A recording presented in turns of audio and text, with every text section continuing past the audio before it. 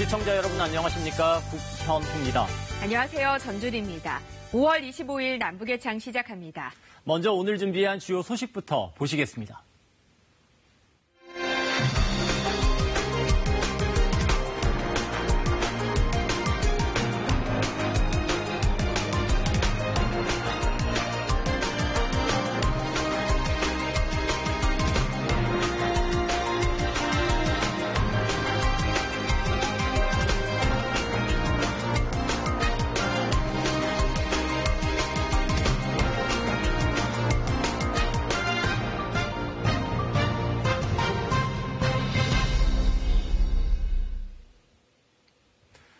북한의 미사일 발사에 미국이 북한 화물선 압류로 맞서면서 촉발된 북미간 기싸움이 한층 가열되고 있습니다.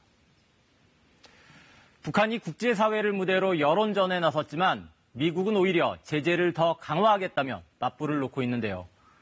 하노이 회담 결렬 뒤 남북 간 민간 접촉이 중국 선양에서 어렵게 성사됐지만 별다른 진척이 없었습니다.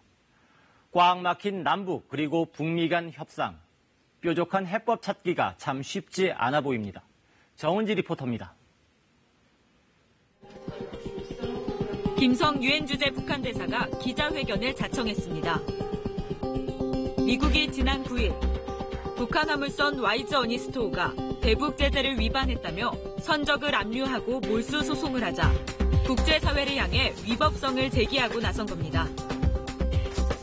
김성 대사는 미국이 북한 배를 불법 점유한 것은 명백한 국제법 위반이며 자신들의 주권을 침해하는 것이라고 비난했습니다. Also, it is property of our republic. We regard it as a part of our territory where our sovereignty is fully exercised. 김 대사는 이례적으로 기자들의 질문을 받기도 했지만 Will you prosecute those who are responsible for his torture and murder? Is there anything you want to say? Okay, there is any more question? Okay, you please. 민감한 질문이 이어지자 답변을 피했습니다. 김성 대사의 뉴욕 기자회견 하루 뒤 이번엔 한대성 제네바 대사도 외신 인터뷰를 가졌습니다. 미국의 잘못된 행동이 미칠 결과를 숙고하고 배를 즉각 반환하라고 촉구하며 다시 핵 협상을 재개하려면 미국이 제재 해제라는 큰 결단을 내려야 한다고 주장했습니다. If they don't make a big decision, so we are not obsessed over another round of talks with the USA out of thirsty for lifting sanctions. 국제 무대에서의 북한의 잇따른 입장 표명은 대북 제재 완화 여론을 환기시키고 제재 수위와 범위가 확대되는 것을 경계하기 위한 것으로 풀이됩니다. 하지만 북한의 메시지에 대해 미국의 반응은 싸늘합니다. 미 국무부는 국제 제재는 유지될 것이라고 강조하며 북한의 화물선 반환 요구를 사실상 일축했고 미 재무부 역시 협상 재개를 위해서라도 제재를 더욱 강화하겠다고 맞받았는데요. 북한의 공개적 반발과 미국의 원칙 고수로 북미 간 긴장이 고조되는 양상입니다.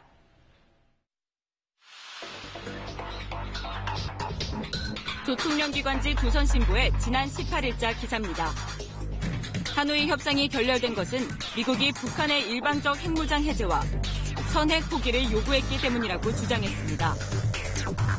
그러면서 올해 안으로 3차 북미 회담이 열리지 않을 경우 핵실험과 ICBM 발사를 중단한 하노이 약속이 유지될지 예단할 수 없다고 했습니다. 더욱 눈에 띄는 것은 트럼프 대통령이 재선에 도전하는 내년 미국 대선을 언급하며 올해 말 협상 시한을 다시 한번 강조했다는 점입니다. 올해 안에 한반도 비핵화의 가닥을 잡아야 된다는 북측의 상당히 좀 절박함도 포함되어 있는 것 같고 또 미국이 움직이지 않으면 북한이 행동할 수 있다는 그런 입장을 표명하면서 오히려 트럼프 대통령이 보다 적극적으로 대화에 나서야 된다는 점을 강조하는 그런 차원의 발언으로 볼 수 있습니다. 미국도 곧바로 응수에 나섰습니다. 트럼프 대통령은 하노이 정상회담 당시 북한이 핵시설 5곳 가운데 한두 곳만 폐기하기를 원해 회담이 결렬됐다고 밝혔습니다. You haven't written about that we found, and we have to have. That was done a long time ago, but the people didn't know about. Including the uranium, including the second uranium enrichment plant. Exactly, and we brought many points up that I think they were surprised that we knew.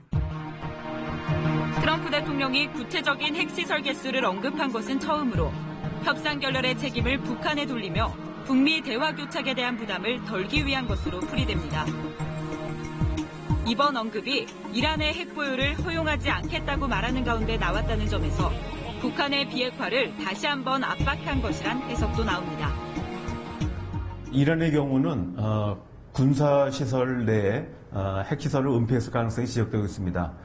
지금 북미 간의 협상 시간이 많지 않은데 또다시 은폐시설 논란이 일어날 가능성이 있습니다. 그렇기 때문에 트럼프 대통령은 미국이 파악하고 있는 5곳을 미리 공개함으로써 북한이 이런 불필요한 은폐 논란이 일어나지 않도록 하려고 하는 의도가 담겼다고 생각합니다. 북한은 남측을 향한 불만도 쏟아내고 있지만 아직 내부적으로는 남북 관계에 대한 입장을 정리하지 못한 것으로 보입니다.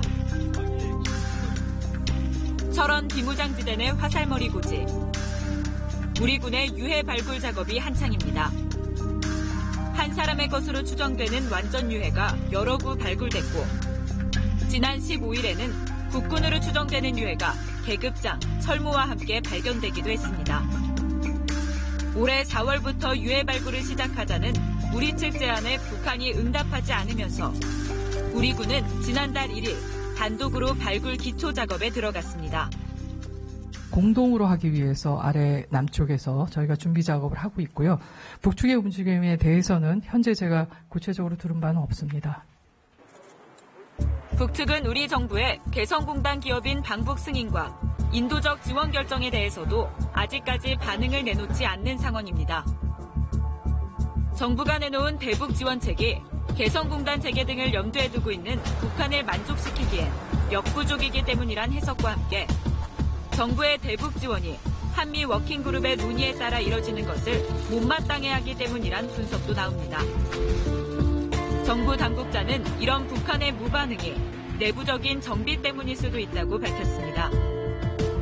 김영철 전 통일전선부장이 하노이 회담 결렬 책임을 지고 물러난 데다 리성권 조평통위원장 교체설까지 불거지는 등 북한의 대남 라인이 대폭 물갈이되는 동향과 관련이 깊다는 분석입니다. 또 대외 부분의 수요가 워낙 많기 때문에 대남 부분, 특히 인도적 차원의 대북 지원이나 이런 부분에 대해서는 북측이 좀 신경 쓸 겨를이 그렇게 많지 않다. 또 대남 라인의 일부 교체가 지금 이루어지고 있다는 것이 우리 정보 당국에 지금 포착되고 있기 때문에 좀 더 그 정비가 이루어진 뒤에 아마 인도적 지원 문제와 관련된 부분은 북측이 반응을 해올 거로 보입니다. 김현철 통일부 장관은 취임 후 첫 기자간담회를 갖고 정치와 무관한 인도주의적 지원을 재차 강조했습니다. 배고픈 아이는 정치를 모른다는 1984년 레이건 전 미국 대통령의 말을 다시금 꺼내든 겁니다. 원래 배고픈 아이는 정치를 모른다라는 말은 당시에 미국의 인도적 지원 단체들의 주장이었습니다. 그것을 레이건 대통령이 수용을 하면서 그 이후에 대체로 인도적 지원에 대한 국제사회의 보편적 합의를 상징하는 말로 써왔습니다. 이런 가운데 남측 민간단체 인사들이 북측 인사들과 중국 선양에서 만나 현재의 정국과 남북관계 공동선언 이행 방안에 관해 논의했습니다. 북측은 당초 예정됐던 남측 민간 인사들과 실무 접촉을 취소한다고 통보했지만 다시 협의에 응하면서 만남이 성사됐습니다. 하노이 북미 정상회담 뒤 사실상 처음 이뤄지는 남북 간 만남인데 남측과의 접촉에 소극적이었던 북한의 입장과 의도를 파악할 계기가 될 수 있을지 주목됩니다. 이런 가운데 조지 부시 전 미국 대통령이 노무현 전 대통령 서거 10주기 추도식에 참석하기 위해 방한했습니다. 다음 달에는 오사카에서 열리는 G20 정상회의를 전후해 트럼프 대통령이 한국을 찾을 예정인데요.